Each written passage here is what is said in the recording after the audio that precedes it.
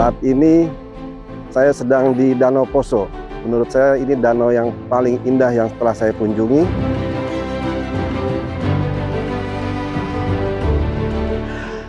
Danau Poso merupakan habitat dari berbagai jenis ikan endemik dan beberapa ikan yang sangat ikonik, yaitu ikan sidap. Jadi kita menggunakan sistem hidroakustik, yaitu single beam echo sounder yang dibenamkan di dasar sungai. Kemudian nanti sistemnya bisa mendeteksi objek-objek yang berada di bawah atau di kolom perairan.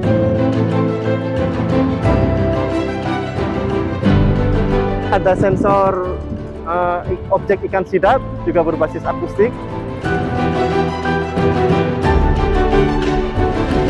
Memastikan berapa jumlah ikan sidap yang bermigrasi, baik bermigrasi ke hulu menuju ke Danau Poso atau bermigrasi hilir menuju ke Muara Poso untuk memijah dan bereproduksi di sana.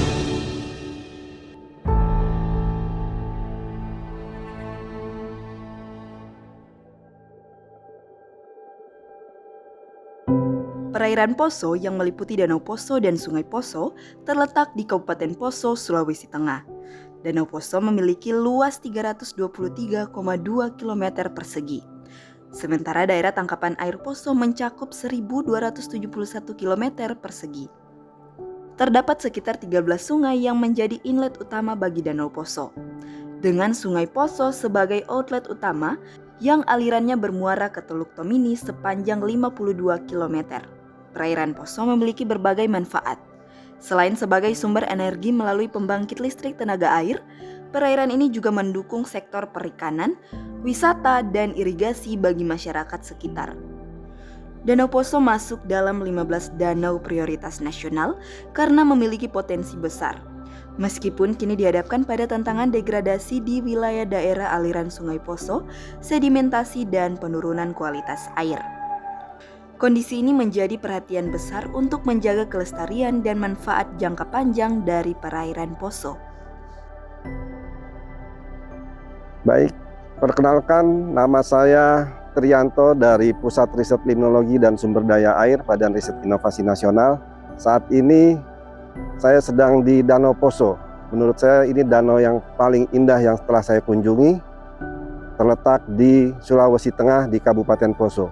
Danau Poso merupakan habitat dari berbagai jenis ikan endemik dan beberapa ikan yang sangat ikonik, yaitu ikan sidap. Ya.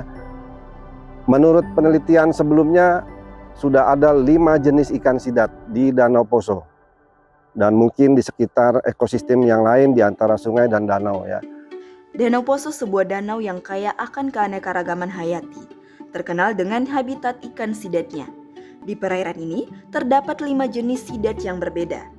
Anguilla marmorata, Anguilla celebesensis, Anguilla bicolor pacifica, Anguilla interioris, dan Anguilla bornensis.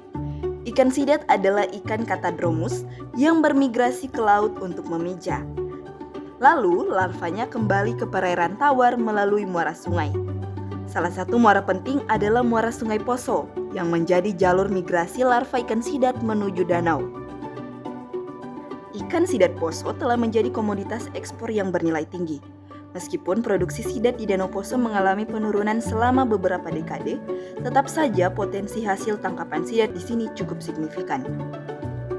Pada tahun 1970, produksi sidat Poso diperkirakan mencapai 22 ton. Angka itu meningkat menjadi 41 ton pada tahun 1990. Namun, pada tahun 2009, hanya tercatat 6,49 ton.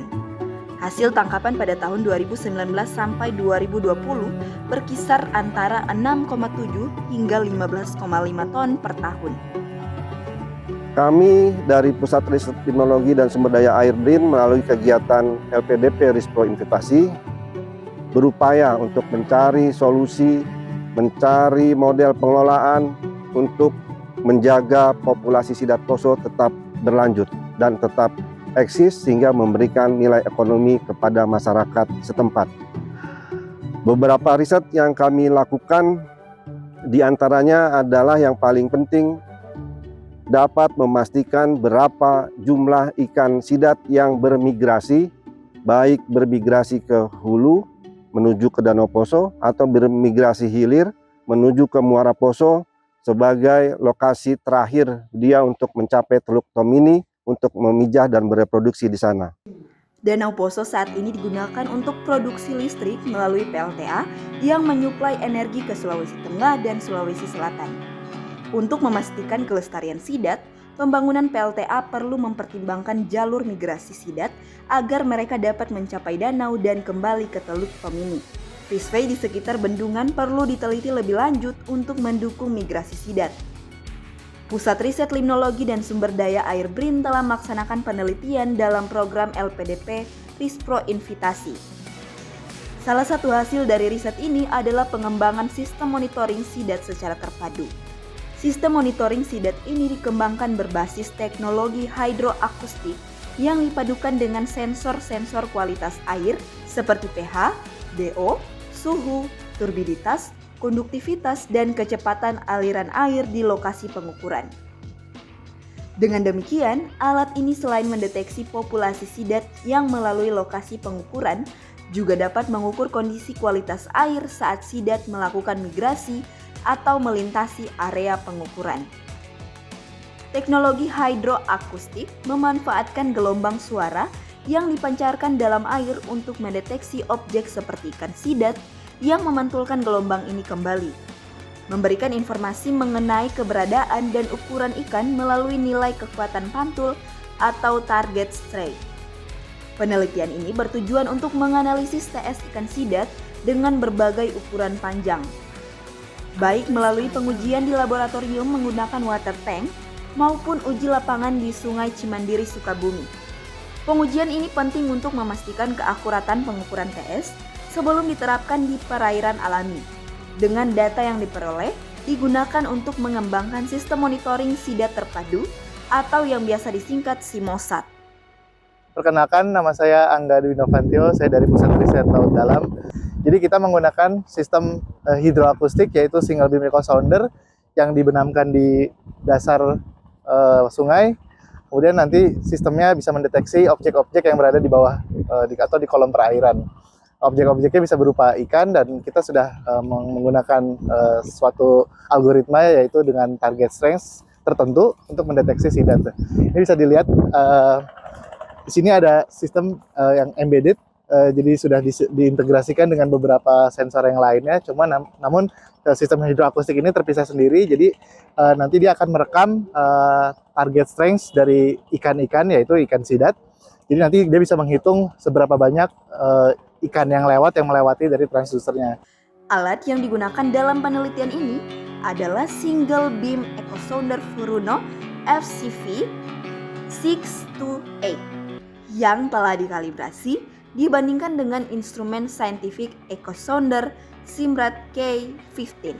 Hasil penelitian menunjukkan korelasi yang erat antara panjang tubuh ikan sidat dengan nilai TS, di mana ikan sidat yang lebih besar memiliki nilai TS yang lebih tinggi. Penelitian ini telah dipublikasikan dalam jurnal internasional International Journal of Technology. Dan temuan ini membuka peluang penggunaan alat akustik sebagai metode yang andal untuk memantau pergerakan dan ukuran ikan sidat di perairan alami. SIMOSAT yang dikembangkan mampu memantau migrasi sidat di Sungai Poso, mengukur kualitas dan kuantitas air, serta memastikan keberlanjutan siklus hidup sidat. Temuan awal menunjukkan keberadaan elver sidat dengan ukuran 10 hingga 20 cm di Fishway pada 2 dam di Sungai Poso, menandakan pentingnya pemantauan migrasi sidat untuk menjaga kelestariannya. Ya, perkenalkan, saya Endra Triwisesa dari Pusat Riset Limnologi dan Sumber Daya Air. Di sini kami mengembangkan sistem pemantauan sidat terpadu yang kita namakan SIMOSAT ya. Di sini kita mengembangkan berbasis sistem tertanam, embedded system, dengan sensor objek untuk mendeteksi ikan sidat, beserta dengan sensor kualitas air dan kuantitas airnya. Sensor kualitas air terdiri dari pH, kemudian oksigen terlarut, terus kemudian ada juga konduktivitas dan turbiditas dengan temperatur air. Dan kemudian ada sensor kecepatan aliran air, velocity sensor berbasis akustik. Kemudian ada sensor objek ikan sidat juga berbasis akustik. Dan sistem yang tertanam di sini kita bangun menggunakan embedded system 32 bit microcontroller. Kita bangun di sini dengan ditenagai tenaga surya dan baterai. Nah, Simosat ini dapat diakses oleh publik secara langsung dari website www.simosat.net. Ya. Nah, dari website tersebut kita nanti dapat bisa melihat ya, seperti monitoring kualitas air maupun monitoring sidat ya, yang kami pantau di Tentena ini. Kontak kami ya untuk bisa dihubungi di Pusat Riset Limnologi di BRIN ya. Lalu kami juga menyediakan untuk publik data pengukuran monitoring sidat dan kualitas air ya. Tim kami tengah berupaya mendukung riset kelangsungan produksi sidat poso untuk memperkuat ketahanan pangan dengan melakukan kajian awal pengembangan budidaya sidat. Kami bekerja sama dengan BBI Pandiri untuk melakukan segmentasi pemeliharaan glass eel menjadi elver, yang nantinya BBI akan menjadi sentra penghasil benih sidat siap kembangkan hingga ukuran konsumsi. Kegiatan ini juga melibatkan laboratorium produktivitas perairan di Pusat Riset Limnologi dan Sumber Daya Air yang turut menghasilkan 6 mahasiswa S1 dan 2 mahasiswa S2. Dalam rangka mengetahui potensi stok sidat, tim kami melakukan survei potensi glass eel di muara Sungai Poso. Dengan hasil perhitungan awal menunjukkan bahwa potensi glass eel yang memasuki muara Danau Poso dapat mencapai lebih dari 50 juta ekor per tahun. Glass eel ini kemudian dijual ke berbagai wilayah seperti Makassar, Surabaya, Bali, dan Jakarta untuk budidaya pembesaran sidat. Untuk menjaga keberlanjutan populasi sidat di alam, kami juga menerapkan teknik restocking atau pelepas liaran sidat di Danau Poso.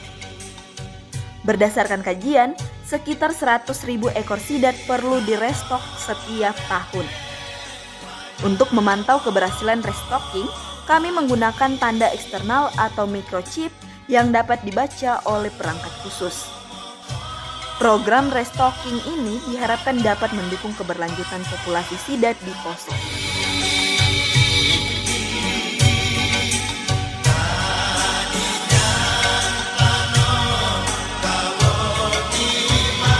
Nah, di belakang saya ini juga terdapat bangunan atau alat tangkap ikan ya yang terbuat dari bambu, disebut dengan waya masapi. Waya itu pagar, masapi itu adalah ikan sidat atau sogili. Jadi alat tangkap ini juga sudah lama beroperasi secara tradisional. Prinsipnya menjadi sebuah perangkap ya, sidat yang melalui atau yang akan menuju ke muara apabila tidak melewati alat tangkap ini kemungkinan akan terperangkap dan kemudian dimanfaatkan oleh masyarakat setempat. Pada 15 Oktober 2024, tim kami mengadakan FGD di Kabupaten Poso dengan tema Membangkitkan Kembali Kejayaan Produksi Sidat Poso. Diskusi ini melibatkan berbagai pemangku kepentingan termasuk pemerintah daerah, kementerian, swasta, akademisi, dan lembaga riset. FGD dibuka oleh PLT Bupati Poso, M. Yasin Mangun, yang menunjukkan komitmen pemerintah terhadap pengelolaan sidat Poso. Hasil diskusi menghasilkan kesepahaman untuk menjaga kelestarian sidat dan ekosistemnya dengan fokus pada mitigasi dampak ekologis, antropogenik, dan perubahan iklim. Pendekatan yang diusulkan meliputi pengelolaan berbasis ekosistem, riset ilmiah dan pemantauan migrasi melalui Simosat, dan kolaborasi multi pihak. Langkah-langkah penting lainnya termasuk pengelolaan daerah aliran sungai, restocking, budidaya, serta perlindungan habitat yang mendukung kebijakan nasional terkait keanekaragaman hayati dan ketahanan pangan. Terima kasih kepada seluruh pihak yang telah membantu riset kami dari Pemda Kabupaten Poso, pihak PT Poso Energi, pihak LSM Mosin Tuwu, dan rekan-rekan dari akademisi yang telah mensupport kegiatan kami seperti dari Universitas Tadulako, Universitas Unsimar, dan beberapa rekan lainnya. Semoga apa yang kami lakukan dan kami hasilkan dapat memberikan kontribusi kepada keberlanjutan Sidat Poso dan ekosistemnya.